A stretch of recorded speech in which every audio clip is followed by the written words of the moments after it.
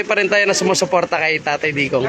Siyempre, sa dami ng nagawa niya para sa bansa natin, katulad ng maraming Pilipino, hindi natin makakalimutan.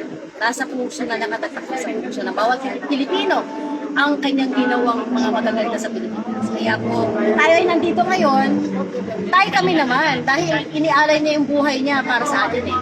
Kaya walang iwanan ko.